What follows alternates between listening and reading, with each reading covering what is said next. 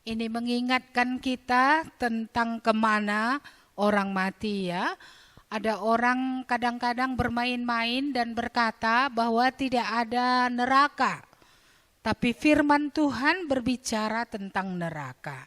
Sebenarnya neraka tidak diciptakan untuk manusia, tetapi untuk iblis dan roh-roh yang mengikuti dia. Tetapi sayangnya iblis mempengaruhi manusia. Dan siapa yang mendengarkan iblis, percaya kepada apa yang dikatakannya, ikut terseret ke sana. Iya. Jadi kalau saya merenungkan ya, dalam Matius 25 itu neraka bukan untuk manusia, tetapi untuk roh-roh yang melawan Allah. Tetapi siapa yang ditipunya, siapa yang dipengaruhinya, dia berdiri di pihak iblis, dia tidak berdiri di pihak Tuhan, maka dia ikut akan terseret ke sana. Iya, jadi karena itulah maka manusia yang tidak percaya, yang dibodohi oleh iblis, akhirnya dihukum. Ya, akhirnya bukan saja terpisah dari Allah di bumi ini, tapi dia akan terpisah dari Allah sampai kepada kekekalan. Jadi jangan ada pengertian yang salah bahwa kalau senang di sini, di sana pasti masuk neraka. Enggak. Iya, jangan juga salah pengertian. Kalau di sini susah, di sana pasti senang. Enggak. Ada yang susah di sini, di sana juga susah. Mengapa? Karena tetap dia tidak percaya. Dia tetap hidup di dalam dosa. Tapi ada juga dia senang di sini dia sudah percaya, dia menikmati damai sejahtera, dia menikmati berkat Tuhan, dan di sana juga dia tidak akan dilemparkan lagi ke tempat hukuman. Mengapa? Karena dia sudah diampuni oleh Tuhan dosanya. Yang membuat perbedaan adalah sikap mereka terhadap kesaksian Musa dan para nabi, artinya terhadap firman Tuhan. Jadi respon manusia terhadap firman Tuhan, respon hari ini menentukan hari esok. Iya. Jadi tidak ada orang menyesal setelah di sana. Saya rasa tadi orang kaya itu menyesal setelah di sana. Iya. Kalau aku tahu, aku akan percaya. Tetapi walaupun dia tidak tahu, walaupun dia tahu, dia tetap tidak percaya. Dan cukup baik tabiatnya. Ingat tadi apa yang dia katakan, aku punya 5 saudara lagi di bumi. Janganlah mereka masuk ke tempat penderitaan ini. Jadi di neraka juga banyak orang baik. Tapi orang baik yang tidak percaya kepada ketetapan Allah. Bahwa Kristus Yesus ditentukan menjadi jalan satu-satunya. Dan tidak ada jalan lain ya untuk bisa sampai kepada Bapa.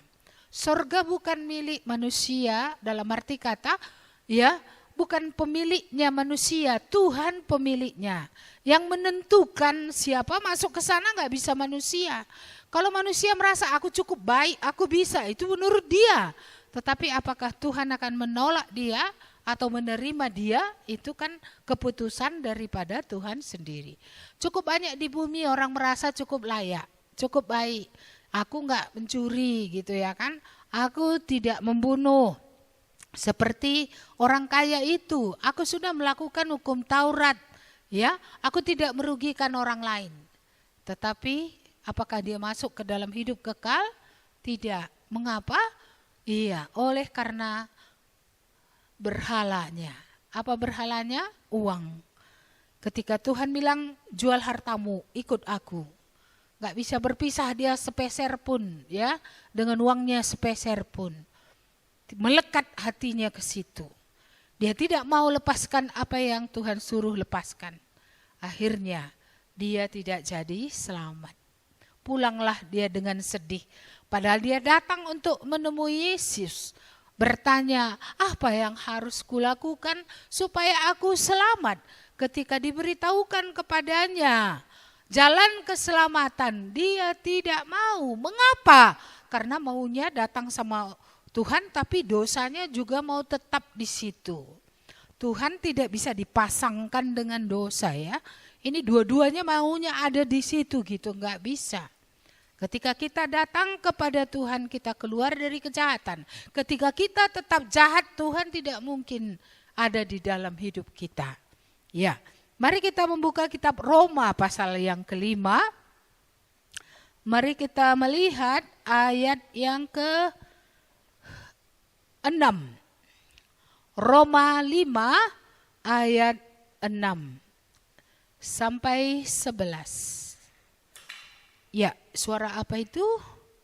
Suara botol. Iya, enggak apa-apa. Iya. Roma 5 ayat 6 sampai 11 ya. Kita baca bersama-sama. 1, 2, ya. Karena waktu kita masih lemah, Kristus telah mati untuk kita orang-orang durhaka pada waktu yang ditentukan oleh Allah. Sebab tidak mudah seorang mau mati untuk orang benar, tetapi mungkin untuk orang yang baik ada orang yang berani mati. Akan tetapi Allah menunjukkan kasih-Nya kepada kita, oleh karena Kristus telah mati untuk kita ketika kita masih berdosa. Lebih-lebih karena kita sekarang telah dibenarkan oleh darah-Nya, kita pasti akan diselamatkan dari murka Allah. Sebab jikalau kita ketika masih seteru diperdamaikan dengan Allah oleh kematian anaknya, lebih-lebih kita yang sekarang telah diperdamaikan pasti akan diselamatkan oleh hidupnya. Dan bukan hanya itu saja, kita malah bermegah dalam Allah oleh Yesus Kristus Tuhan kita. Sebab oleh Dia kita akan menerima pendamaian itu. Mari kita berdoa sekali lagi. Tuhan, kami kembali datang kepadamu sekali lagi untuk firman Tuhan yang akan kami dengarkan ini. Kami mohon pertolongan Roh-Mu yang kudus ya Tuhan, supaya sungguh kami bisa memahaminya. Sungguh kami bisa memahami mengapa ada orang yang tidak diselamatkan. Dan mengapa Lazarus yang miskin itu beroleh keselamatan. Mari Tuhan berkatilah kami semua. Di dalam nama Tuhan Yesus kami berdoa. Amin. Udah 2 kali berdoa kita ya. Oke. Mari kita melihat kembali nats ini tadi ya. Mari kita lihat kembali. Saya mau tanya dulu, siapa orang yang terbaik di kampung kalian? Siapa ya? Nggak tahu ya. Kira-kira untuk orang yang baik ini ada nggak orang yang mau mati? Ada? Enggak ya? Iya. Atau saya tanya pertanyaan lain, siapa orang yang kalian paling kasihi? Ada yang mengasihi ibunya ya, ada yang mengasihi ayahnya, ada yang mengasihi saudaranya. Seandainya ya, saudara atau orang yang kita kasihi itu sakit, sayang kali kita sama dia, mau enggak kira-kira kita berikan ginjal kita kepadanya? Hah? Mau ya? Siapa yang mau angkat tangan? Iya, kayaknya semua mau. Kenapa? Karena ginjalnya masih ada 1, masih bisa hidup. Tapi seandainya orang itu sakit jantung, harus cangkok jantung. Ada yang bersedia? Mengapa? Tapi disayangi. Iya, karena dengan memberikan jantungnya, cangkok jantungnya dicangkokkan kepada orang yang dikasihi itu, dia akan memberikan nyawanya. Jadi bagaimana? Enggak mau. Tapi sayang kali. Ya, sayang kali pun ya begitulah. Ya kan? Seperti itulah. Jadi bisakah kita memahami mengapa Allah begitu mengasihi kita padahal kita jahat kali?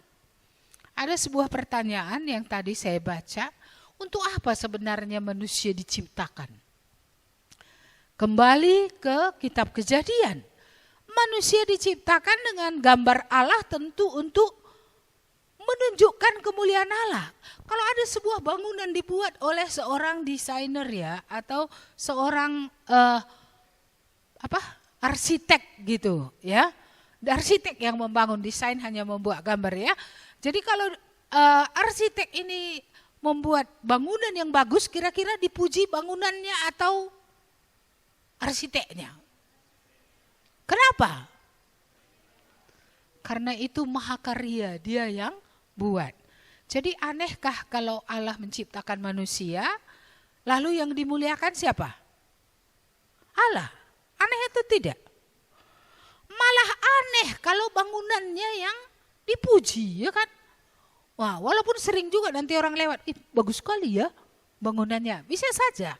Tapi pujian seharusnya alamatnya yang terbaik adalah arsiteknya, pembuatnya. Iya.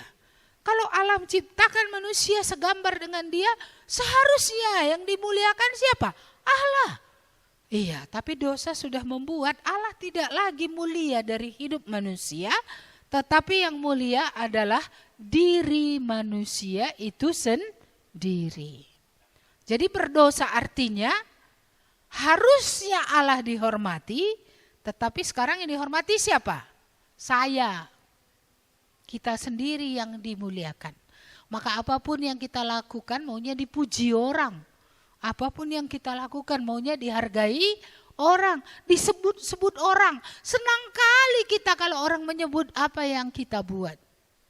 Pindah ya kan? Seharusnya senang kita kalau lewat hidup kita Tuhan dimuliakan.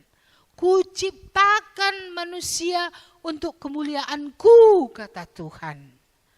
Tapi manusia yang diciptakan untuk kemuliaan Tuhan tadi sekarang mencari kemuliaan bagi dirinya sendiri. Dan dengan cara apapun dia berjuang supaya mulia. Untuk apa pendidikan tinggi? Untuk apa? Supaya mulia. Ya kan? Untuk apa orang isi badan? Supaya kebal, dibacok tidak mempan. Kan supaya hebat. Supaya hebat. Ya. Untuk apa? Ya. Orang duduk di kursi jabatan yang tinggi-tinggi. Syukur kalau untuk mengayomi orang banyak. Memikirkan kesejahteraan orang banyak. Tapi banyak orang duduk di kursi empuk itu untuk apa? To show, untuk menunjukkan aku hebat. Iya. Firman Tuhan berkata semua orang telah berbuat dosa dan telah kehilangan kemuliaan Allah. Kalian telah atau belum? Sudah berbuat dosa. Berapa banyak? Enggak terhitung lagi. Kalau mulai usia 10 tahun 1 dosa per hari, 1 tahun 365 hari. Umur kalian sekarang berapa? Ada yang 14 ya? Ada yang 20 juga ya? Karena ada saya yang udah dewasa. Iya kan? Iya, jadi kalau satu saja 1 hari berapa dosa sudah dibuat? Kalau itu ditulis di sebuah kertas kecil-kecil ditulis mencuri tanggal sekian bulan sekian, berbohong tanggal sekian bulan sekian, cuci muka di kuburan kakek tanggal sekian bulan sekian, meminta berkat kepada nenek moyang tanggal sekian bulan sekian, tulis lalu kemudian potong gunting tempel semua. Di mana yang enggak kena tempel? Mungkin semua sudah kena tempel. Keputusannya apa? Upah dosa adalah maut. Jadi upah kita karena berdosa tadi apa? Maut, dihukum selama-lamanya. Mati yang dialami oleh manusia berdosa, mati lapis 3. Yang pertama terjadi di Taman Eden itu, Adam dan Hawa enggak langsung mati secara fisik. Tapi kematian yang pertama adalah kematian rohani mereka. Itu sebabnya ketika Allah jalan-jalan ke taman, mereka sembunyi. Seharusnya pencipta mereka datang, mereka sambut dong dengan baik. Ini malah mereka sembunyi di balik pohon-pohon. Iya, ini mati rohani ini. Ya, dia sembunyi. Seolah-olah Tuhan tidak maha tahu, padahal Tuhan maha tahu. Tuhan tahu semuanya. Iya, mereka bersembunyi, bukan saja bersembunyi, mengambil daun ara, menutupi. Maka kita juga nggak ingin orang tahu dosa kita. Semua ditutupi, maunya jangan ditelanjangi. Iya, maka ada orang bertanya, kalau bertobat apa harus bersaksi? Loh, kenapa jadi masalah kalau bertobat bersaksi? Ya, bersaksi artinya apa? Menyaksikan yang sudah Tuhan buat. Kan bukan yang kusaksikan aku dulu pernah diperkosa, bukan. Yang kusaksikan adalah hidupku yang begitu kotor itu masih ada Tuhan mengasihi aku. Masih ada Tuhan berkata kamu berharga.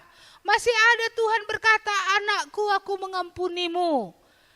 Masih ada Tuhan berkata sekarang kamu orang yang suci. Kamu bukan lagi orang yang diperbudak oleh seks. Ya, mengapa kita takut menelanjangi dosa kalau sudah selesai? Kalau belum selesai, memang dibuka aib itu memalukan. Tapi tahukah kalian, pada hari pengadilan nanti, semua hidup kita akan diputar kembali. Apa yang kita lalu lakukan tanggal sekian, bulan sekian itu diputar semua. Itu bukan mata kita saja yang melihatnya. Mata seluruh manusia akan melihatnya. Itu enggak lebih memalukan lagi. Itu justru lebih memalukan.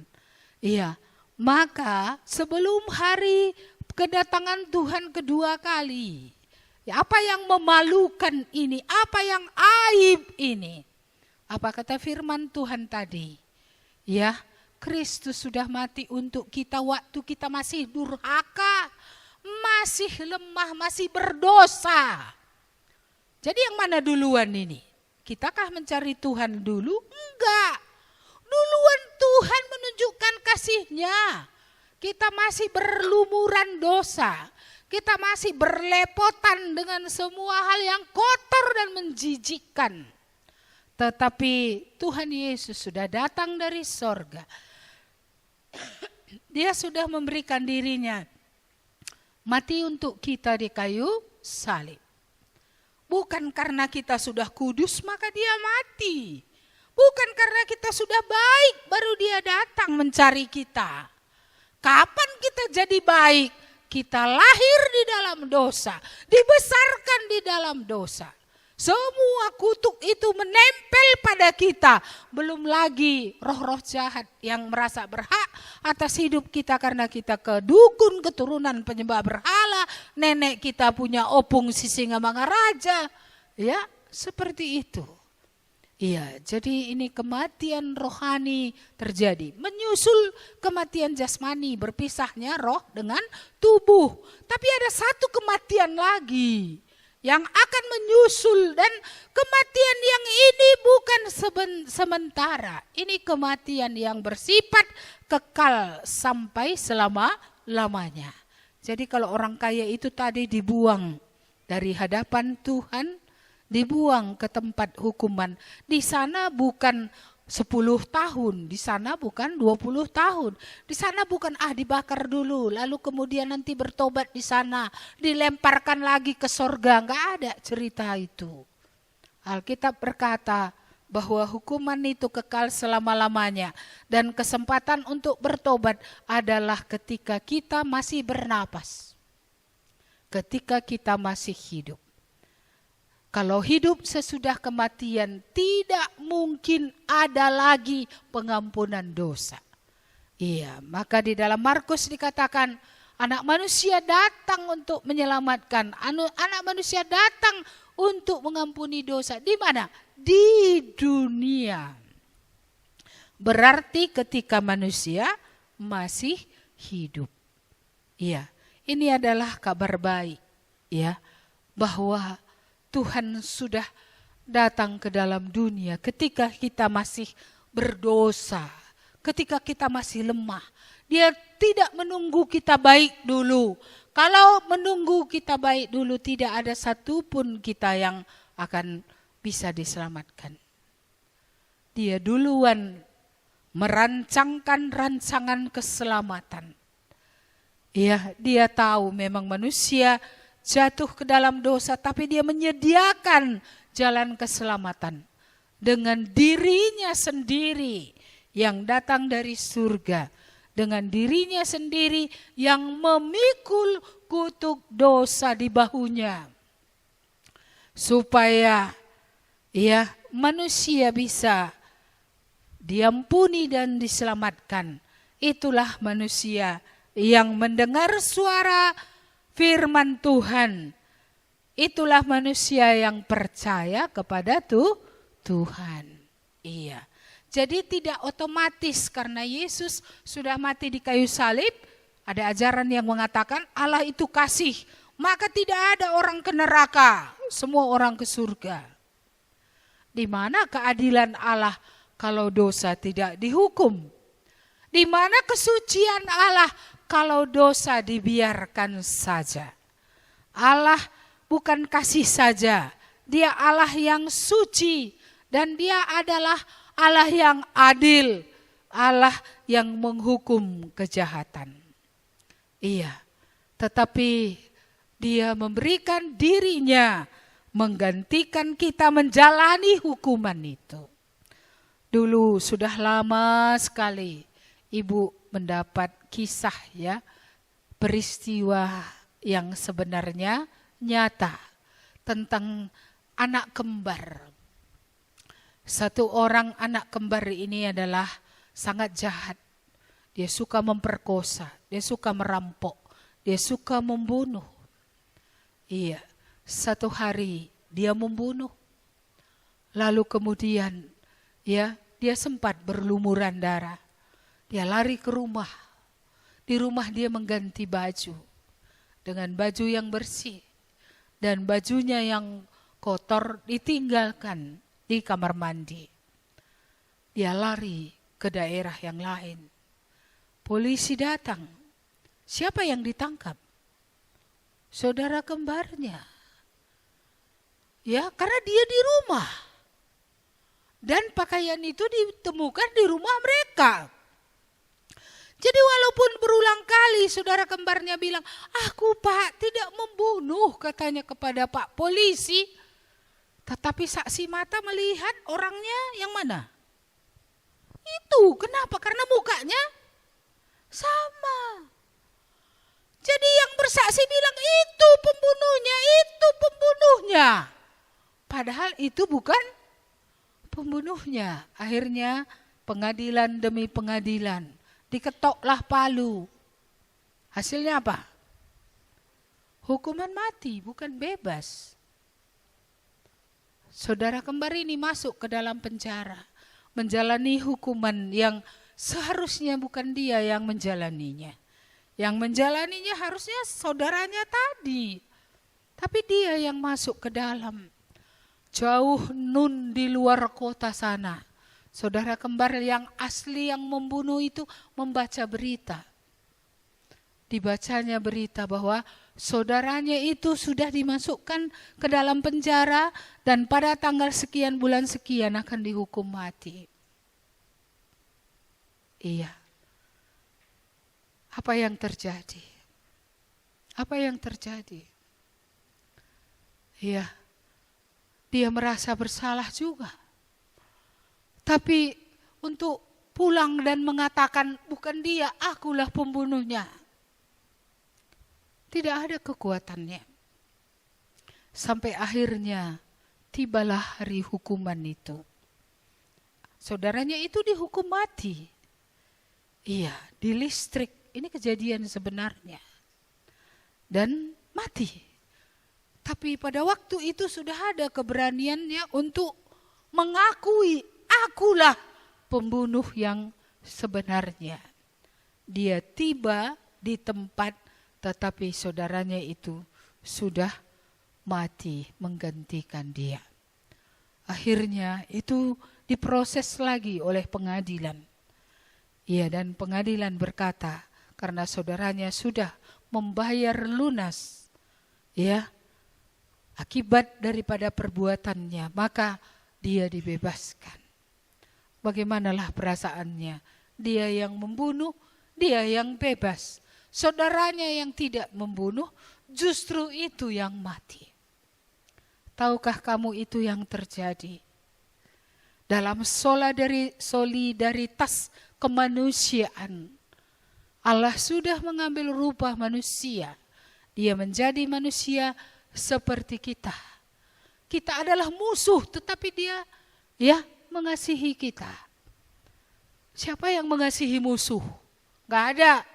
Semua orang kalau punya musuh, ingin musuhnya itu dibalaskan. Tetapi Yesus, kita adalah musuhnya.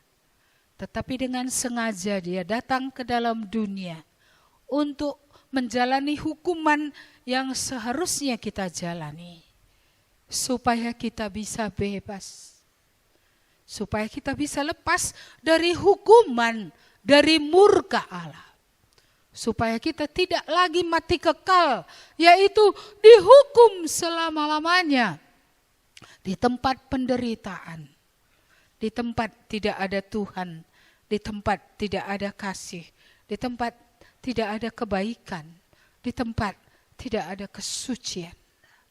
Neraka adalah tempat seperti itu. Iya, jadi kalau kita membaca ini tadi, mari kita kembali, karena waktu kita masih lemah, ayat 6, Kristus telah mati untuk kita orang-orang durhaka. Pada waktu yang ditentukan Allah.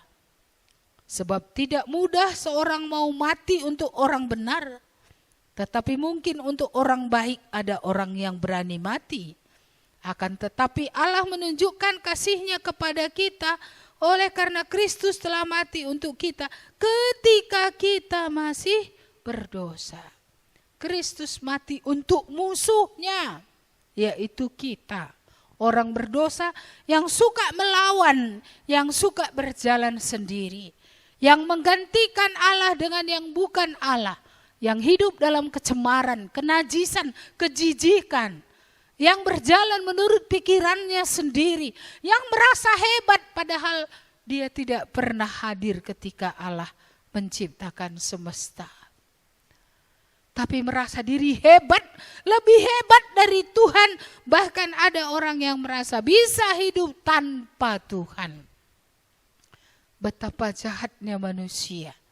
Tetapi betapa kasih-Nya Allah memberikan putranya yang tunggal, pribadi kedua dari Allah Tritunggal, mati di kayu salib, ganti kita. Layakkah kita menerima pengorbanannya? Layakkah kita menerima darah yang suci yang mengalir di kayu salib itu? Layakkah kita menerima kasih-Nya?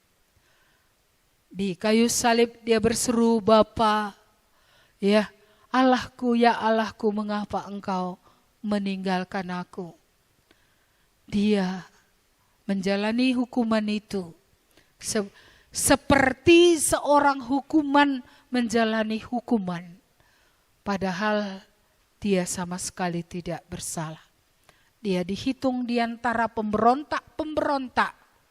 Mati disalibkan adalah mati untuk pemberontak pada waktu itu. Dan itu ditimpakan kepadanya, padahal siapapun tidak menemukan kesalahannya. Pontius Pilatus bilang, aku tidak menemukan kesalahan kepada orang ini yang setimpal dengan hukuman mati. Herodes mengirim dia pulang kepada Pilatus karena dia tidak menemukan salah apa-apa. Orang yang disalibkan, orang jahat yang disalibkan bersama dengan dia, tentu orang jahat kan tahu mana kawannya. Tapi orang jahat itu pun salah satu diantaranya berkata, kita wajar mengalami semuanya ini. Tetapi dia tidak bersalah apa-apa. Ya, adalah tidak wajar kalau dia menjalani semua ini. Karena itulah maka salah satu penjahat di sebelah Tuhan Yesus berkata, Tuhan, ingat aku. Ingat aku ketika engkau memerintah sebagai raja. Padahal semua orang tahu pada hari Jumat Agung itu, semua orang yang di kayu salib itu harus mati. Kalau enggak mati, dimatikan. Caranya kayak mana? Pukul lututnya. Supaya tidak ada lagi tekanan menekan ke atas, semua turun ke bawah, darah mengalir ke bawah. Darah tidak akan mengalir lagi ke ubun-ubun. Saya asal kurang oksigen saja, kepala saya terasa berbeda. Bayangkan Yesus tergantung antara langit dan bumi. Ya, dalam keadaan seperti itu, bagaimana oksigen bisa cukup sampai ke otak naik? Tergantung mulai dari pagi hari sampai sore hari. Tapi itu pun dia tidak perlu dipukul lututnya. Mengapa? Karena dia sudah duluan mati di kayu salib. Dia mati karena dia memberikan nyawanya. Dia berkata, kepadamu Bapa ku serahkan nyawaku. Kepada Bapa, kepada Allah Bapa dia menyerahkan nyawanya. Tidak seorang pun bisa mengambil nyawanya kalau dia tidak menyerahkannya. Bukankah dia Tuhan? Bukankah orang mati bisa dibangkitkannya? Nyawa Lazarus yang sudah membusuk 4 hari di kuburan bisa dikembalikan. Bahkan bukan saja nyawa, jaringan tubuh Lazarus yang sudah 4 hari itu ya ada dalam kuburan sudah mulai mengurai. Itu pun bisa diperbaikinya. Dia datang untuk memberikan nyawanya karena dia tahu tidak ada jalan bagi kita. Tidak ada jalan bagi manusia untuk beroleh keselamatan selain dengan pengorbanannya. Kebaikan manusia hanya seperti kain kotor. Kain kotor enggak mungkin kita masukkan lemari. Kita pasti masukkan ke ember kain kotor untuk dicuci. Segala kebaikan manusia tidak bisa mencapai standar Allah. Kalau orang masuk perguruan tinggi saja nilainya harus sekian. Kurang 0,1 saja enggak bisa masuk. Iya, kalau Tuhan menentukan standar orang masuk surga, siapa yang bisa masuk? Tidak ada bisa mencapai standar yang ditentukan Allah. Kalau standarnya adalah Allah yang menjadi manusia, itulah Yesus Kristus. Apakah kita sebaik dia, sekasih dia, seadil dia? Apakah kita sekudus dia? Tidak. Kita bahkan tidak memiliki kasih sama sekali. Apalagi terhadap musuh. Jikalau Tuhan tidak mengampuni kita, mengampuni dosa-dosa kita, kita juga nggak bisa mengasihi orang lain. Iya, jadi ini sangat luar biasa. Seorang yang mempersembahkan dirinya untuk musuhnya. Sementara untuk saudara kita sendiri yang kita kasihi, tidak akan kita berikan tadi jantung kita. Tidak akan kita berikan nyawa kita. Kita bisa berkata, saudaraku, aku mengasihimu. Tetapi tidak mungkin memberikan nyawa kita. Seorang ibu yang mengasihi anak tidak memberikan nyawanya, cuma capek maulah dia kerja keras. Seorang bapak yang mengasihi kita tidak akan memberikan jantungnya untuk kita. Tapi Kristus memberikan nyawanya untuk kita supaya kita bisa diselamatkan. Apa yang membuat perbedaan antara Lazarus dan orang kaya? Lazarus Alkitabnya pun gak ada. Lagi zaman itu Alkitab belum dalam bentuk buku. Masih ditulis di kulit-kulit kayu. Dan itu hanya orang kaya yang punya. Digulung, dimasukkan dalam bokor, dibacakan di rumah, dibacakan di bait-bait Allah seperti itu. Iya. Jadi gak mungkin ada di rumah Lazarus karena rumah Lazarus pun gak ada. Tapi walaupun dia mendengar firman Tuhan, mungkin dari balik dinding, ya, mungkin dari balik bait Allah di luar sana. Karena dia kan dijilat anjing, dia gak bisa masuk bait Allah. Dia tergolong orang yang kotor, orang najis. Anjing malah jilat dia, macam mana bisa masuk? Gak bisa. Tapi walaupun keadaan fisiknya seperti itu, tetapi dia mendengar firman. Dan dia percaya terhadap apa yang dikatakan oleh firman Tuhan. Alkitab tadi berkata bahwa dia dapat diyakinkan. Dia akhirnya bertobat, berbalik hatinya kepada Allah, mempercayai Allah. Walaupun secara fisik dia tidak pernah berubah. Maksudnya dia tetap miskin. Saya pernah bertemu dengan seorang ibu yang hutangnya banyak kali, ratusan juta. Waktu itu saya sangat bergumul karena dia salah satu jemaat. Ibu, apakah engkau yakin engkau Lazarus? Maksud ibu apa katanya? Kalau Lazarus itu sudah jelas bagi dia memang perubahan ekonomi gak ada. Tapi dia percaya Tuhan, jiwanya diselamatkan. Jadi kalau ibu yakin kita gak usah berdoa lagi lah. Biarlah kamu jadi Lazarus terus, ku bilang. Maksudnya kayak mana? Miskin terus. Ada Tuhan ngomong sama Andu, ku bilang. Enggak katanya. Iya, jadi kalau enggak marilah kita berdoa. Supaya kalau benar dosa Andu diampuni Tuhan, ekonomi Andu juga ditolong Tuhan. Saya berdoa supaya hutangnya tutup. Dan puji Tuhan, ratusan juta hutangnya. Tapi hasil ladangnya cukup. Sehingga hutangnya bisa tutup. Sayangnya apa? Tuhan memberi banyak, tetapi tabiat dosanya berhutang itu enggak selesai-selesai. Sudah pun tutup hutang, ciptakan lagi hutang baru. Ciptakan lagi. Dan saya sangat sedih ketika saya melihat dia datang ke gereja, memakai baju baru, dia memakai sepatu baru, dia memakai tas baru. Saya yang punya uang sangat sedikit, ketika dia sakit, saya mengeluarkan uang saya yang sedikit itu untuk menolong dia. Tapi dia ketika ada berkat Tuhan, dia bukan menyimpan supaya nanti di masa paceklik gitu ya, masa sulit bisa ada. Saya mempertanyakan imannya. Memang dia ditolong Tuhan dari segi keuangan. Tapi apakah imannya ini sudah pas? Apakah dia percaya kepada Tuhan hanya supaya memperoleh berkat? Apakah dia percaya kepada Tuhan hanya untuk mendapat pertolongan dari segi jasmaniah saja? Lazarus tidak pernah ditolong dari segi kesehatannya. Dia juga tidak memiliki rumah setelah dia menjadi percaya. Tetapi imannya kepada Tuhan itu jelas.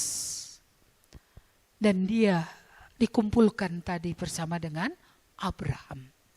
Abraham semua orang tahu dia bapak orang percaya.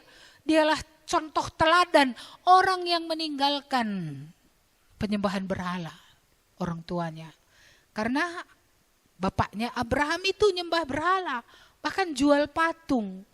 Kalau kita baca di sejarah, Abraham pernah disuruh menjaga kedai, menjaga tempat jualan patung ini. Lalu Abraham ini kan sudah tahu ada Allah yang benar. Iya, sudah tahu Allah yang benar. Jadi apa yang terjadi? Orang datang beli. Loh, kenapa ini dijual sama orang? Ini kan uang orang keluar, tapi ini bukan Allah yang benar yang bisa menyelamatkan. Jadi dia bilang gak dijual. Kalau datang orang tuanya kayak mana itu? Ngapain kok ini Abraham? Jual gitu ya kan? Tapi dia gak jual. Lalu dia antukkan apa? Berantem dibuatnya patung-patung itu. Pecahlah. Yang ini cupingnya jatuh, yang ini kakinya poklek gitu kan. Datanglah bapaknya. tanya, kenapa sudah kayak gini semua patung-patung di toko ini, jualan kita ini? Oh Pak, mereka berantem. Datang bapaknya bilang, kamu anak yang tidak punya pikiran, dia kan gak bisa pindah, kok bisa berantem? Itulah bapak kan menipu orang, sudah tahu bapak tidak bisa pindah ini patung-patung, kenapa bapak jual? Betul juga ya kan?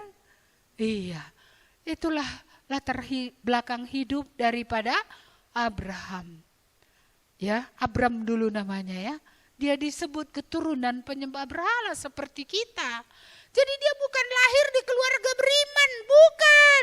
Dia juga penyembah berhala seperti kita. Tapi ketika dia mendengar tentang Allah semesta langit dan bumi, Allah yang membangkitkan orang mati, dia percaya.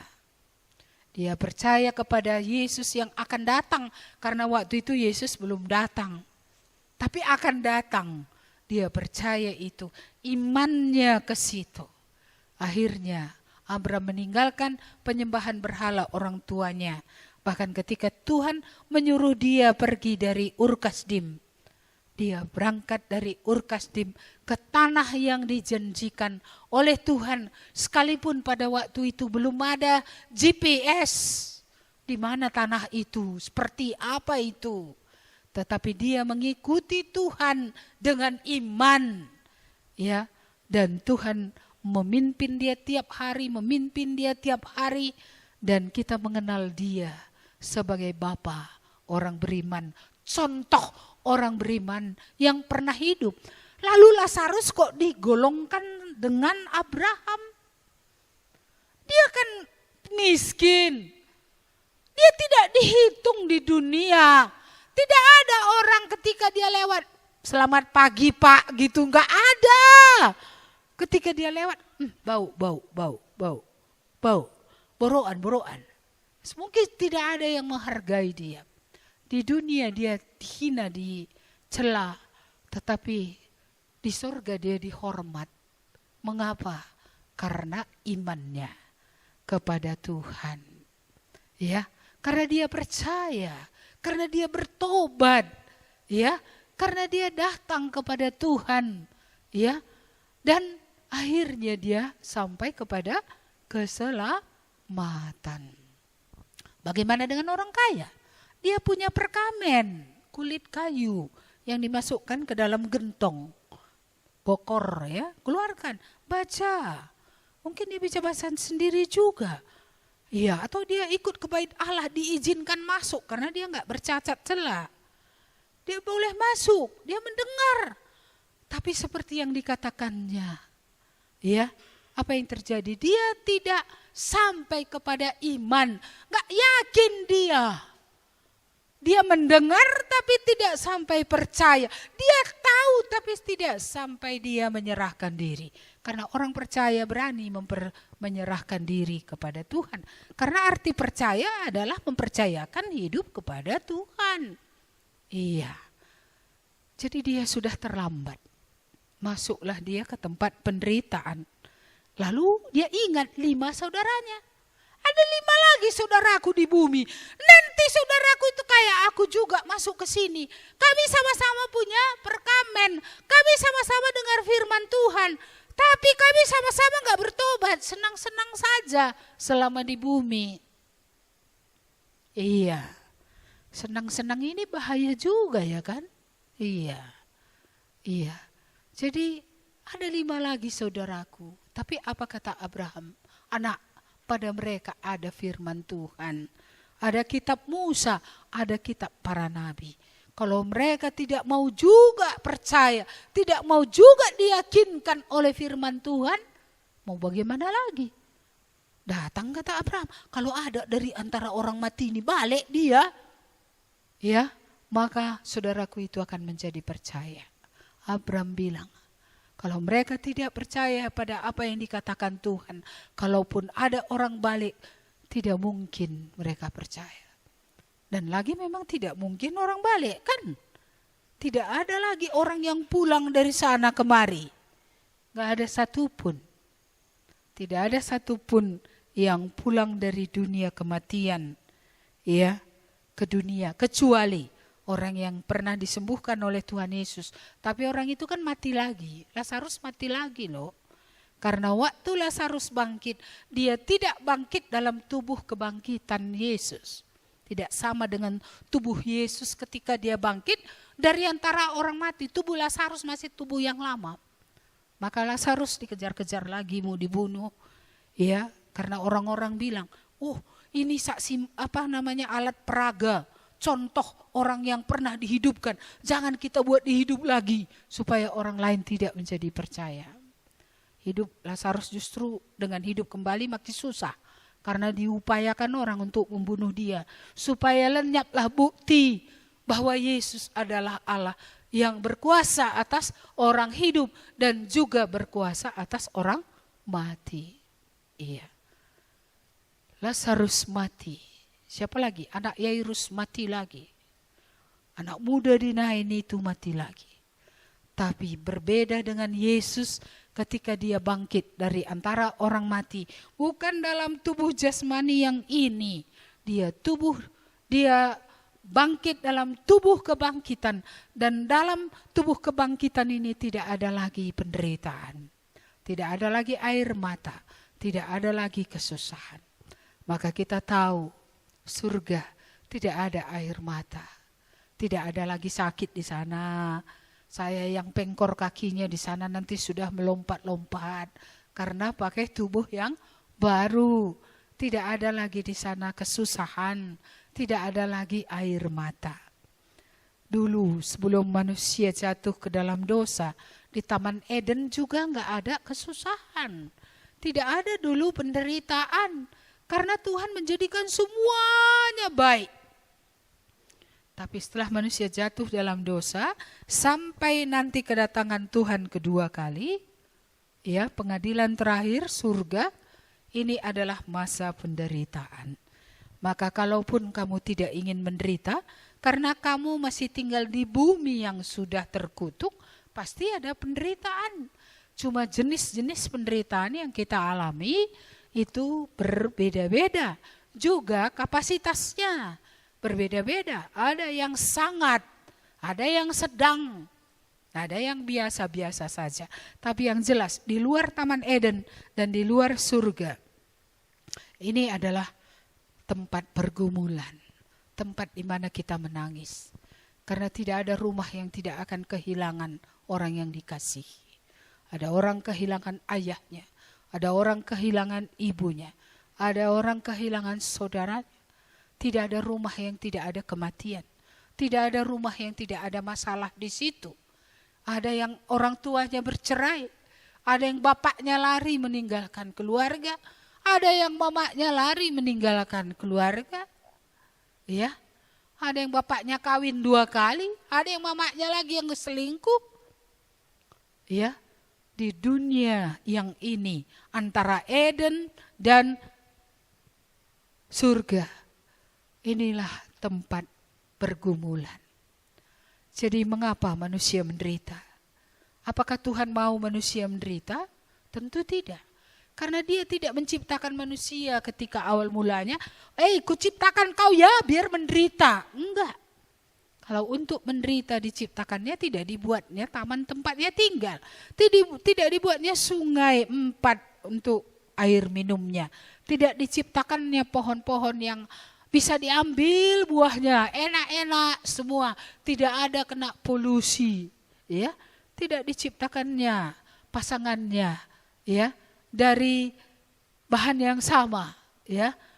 Tidak dibuatnya ada temannya, tidak diberinya kuasa, tidak dibuatnya dia bisa berkomunikasi dengan Allah, ya, bisa bercakap-cakap dengan Allah. Jadi bukan tujuan Tuhan manusia menderita. Manusia menderita karena kesalahannya sendiri. Karena dia tidak mendengarkan Tuhan tapi mendengarkan iblis. Karena dia mau menjadi sama juga seperti Allah. Bukan iblis saja.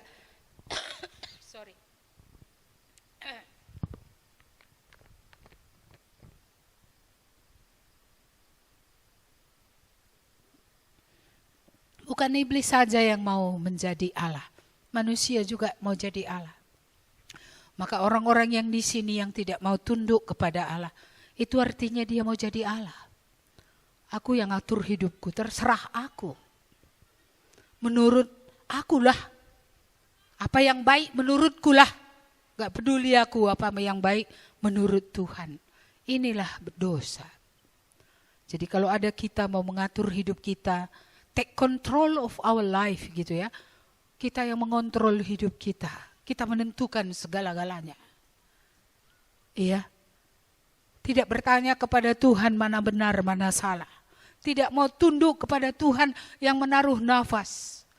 Tidak mau tunduk kepada aturan yang Tuhan berikan. Itu adalah kesesatan daripada manusia. Disitulah manusia sudah salah. Dia menempatkan dirinya seperti Allah. Kita segambar dengan Allah, tapi kita tidak pernah menjadi Allah. Kita tetap hanya ciptaan. Dan letak kita, kebahagiaan kita, ya, kita bisa berbahagia hanya kalau kita tunduk di bawah Dia. Kalau ada submisif, ya, ketundukan kepada Allah, disitulah kita berbahagia. Praktekkan, jikalau kamu tunduk, kamu akan berbahagia. Bukan tunduk kepada setan, tapi tunduk kepada Tuhan. Dalam ketaatan kepada Tuhanlah letak kebahagiaan daripada orang percaya. Iya. Jadi apa yang terjadi ya jikalau kita percaya bahwa Yesus benar-benar telah mati. Bahwa hukuman yang ditimpakan kepada kita sudah ditimpakan kepadanya. Free. Kita tidak lagi di bawah hukuman. Seharusnya itu adalah kabar sukacita. Kalau ada kita berhutang banyak lalu dikatakan kepada kita, hutangmu lunas, gitu ya kan? Hore, hutangku lunas. Iya, ketika Yesus membayar lunas hutang dosa kita di kayu salib, seharusnya kita berbahagia. Seharusnya kita bersyukur. Seharusnya kita berterima kasih. Tidak henti-hentinya seharusnya kita berterima kasih. Terima kasih Tuhan, gak terbayarku hutang dosaku ini sampai mati pun. Tapi Engkau sudah membayar lunas semuanya. Ini adalah kabar baik, makanya kedatangan Tuhan Yesus adalah kabar kesukaan bagi seluruh dunia. Kabar kesukaan juga bagi kamu. Ya, karena Yesus jaminannya bahwa dosamu bisa diampuni sebanyak apapun itu. Sekotor apapun itu, setebal apapun itu, senajis apapun itu. Ya, darah Yesus cukup untuk membasuh seluruh dosa itu. Ketika kamu percaya, ketika kamu datang kepada Dia, Tuhan, akulah orang berdosa itu. Ketika kamu berkata, untuk kurupanya Engkau mati di kayu salib. Terima kasih Tuhan. Aku yang layak dihukum, aku berdosa, akunya penjudi, akunya perokok, akunya nonton pornografi, ya, akunya mencemarkan tubuh, aku yang melakukan masturbasi, aku yang melakukan onani, aku yang menghabiskan waktu main game, aku yang menghabiskan waktu menengok film-film dewasa yang tidak layak untuk kutengok. Tidak ada dosa yang tidak terampunkan. Saya pernah memberitakan Injil di daerah Langkat itu ya. Saya memberitakannya kepada seorang ibu dan kemudian dia mengajak orang lain. Tapi ada seorang bapak yang mendengar firman Tuhan dari balik dinding. Dia selalu tidak senang asal saya datang. Asal saya datang dia bilang gini, ayam Kristen itu sudah datang. Dia sebenarnya bukan Kristen, bapak ini. Iya, jadi dia suka ngejek saya. Waktu itu saya masih muda ya, tapi dia ejek, enggak masalah lah. Tapi rupanya dia ingin tahu, apa sih yang dibicarakan orang ini di rumah. Jadi dari dapur, di balik dinding dapur itu, dia mendengar apa yang kami pelajari. Kami baca Alkitab, ya, apa artinya ini, kami pelajari, dia dengar di sana. Roh Kudus bekerja, dia menjadi percaya. Lalu dia datang kepada anaknya yang saya layani di rumah. Dan dia bilang, coba baca kitab itu, kitab yang sering kalian buka-buka itu. Ada nggak jaminannya di kitab itu? Orang seperti saya ini bisa nggak diampuni gitu. Lalu ditanyakanlah kepada dia, apakah dia merasa berdosa? Dia bilang, aku paling berdosa. Orang seperti aku ini, apa masih bisa diampuni? Iya, dibacalah Alkitab dari Yesaya 1 ayat 18. Hafal kalian itu? Baiklah, marilah kita berperkara, sekalipun dosamu merah seperti kirmiji, akan kubuat menjadi putih seperti salju. Sekalipun dosamu merah seperti kain kesumba, akan kubuat putih seperti bulu domba. Itulah yang dibaca. Lalu dia bilang apa? Udah tahu aku. Kalau gitu, masih bisanya Yesus itu mengampuni aku. Maka dia pergi, dia berdoa sendiri, mengaku kepada Yesus dosa-dosanya satu demi satu, ya, dan dia menerima Yesus menjadi Tuhan dan juru selamat dalam hidupnya. Lama-lama saya akhirnya tahu apa sih dosa yang dia selesaikan. Rupanya dia adalah seorang dukun. Dan kalau orang berobat gitu ya, dia memberi obat kepada orang, dan obat yang dia berikan biasanya membuat orang mati. Berarti dia ngasih apa? Racun. Makanya dia bertanya, mungkinkah aku diampuni? Karena dia berpikir seorang pembunuh seperti dia, yang dengan sengaja memberi obat yang membawa kepada kematian, tidak mungkin diampuni. Tetapi Tuhan sendiri yang mengatakannya. Baiklah, marilah kita berperkara. Perkara antara manusia dengan Allah adalah perkara dosa. Sekalipun merah, kalau bahasa Karona, amin pembiring begi tengguang. Mungkin karena orang Karo hitam itu warna yang belanga, hitam jelek gitu ya. Jadi sekotor apapun itu bisa dibersihkan. Kalau bahasa Bataknya pakai merah kah atau pakai apa ya? Marara ya. Marara itu apa? Megara, merah ya. Iya, jadi itu bisa dibuat menjadi putih. Iya, adakah di antara kita merasa aku tidak terampuni? Ada seorang kakek yang memberikan saya uang tebal segini. Amplop tebal, uang banyak. Saya pulangkan uangnya, biasanya kan dikasih terima gitu ya. Saya pulangkan uangnya. Terakhir dia tanya, kenapa ibu tidak terima uang saya? Iya. Karena bapak saja belum diampuni dosanya. Masa uangnya diterima, saya bilang. Akhirnya dia bilang, ini cocok pendeta ini katanya. Iya, karena mungkin sudah banyak juga orang dikasihnya uang, nerima semua ya kan? Iya, saya tidak terima. Mengapa? Untuk apa uangnya saya terima kalau orangnya pun selalu berkata begini. Saya mengantar istri, saya mengantar anak-anak ke surga. Tapi saya tidak akan ke surga. Iya, pasti ada sesuatu yang tersembunyi yang membuat dia tidak lagi merasa yakin bisa diampuni. Akhirnya setelah cukup sering bertemu, ngomong gitu ya, ada kesempatan yang cukup baik. Akhirnya saya tanya, mengapa Bapak kamu tidak yakin masih bisa diampuni? Baru ceritalah dia bahwa dia jabatannya membawa dia selalu keluar kota. Dan asal keluar kota bertemu dengan perempuan, tidur dengan perempuan, lahir anak-anak yang haram, yang tidak sah. Sebagian dari anak ini, ya kan, diantarkan orang ke pintu rumahnya. Lalu orang itu pulang, bangun pagi-pagi, wah ada suara bayi. Tengok mukanya kayak muka bapak itu. Iya. Dan setelah besar memang persis kayak dia. Jadi tahulah kita itu anak apa? Anak haramnya, berarti di mana-mana dia buka kedai ya. Di mana-mana dia, iya, buka posko. Iya.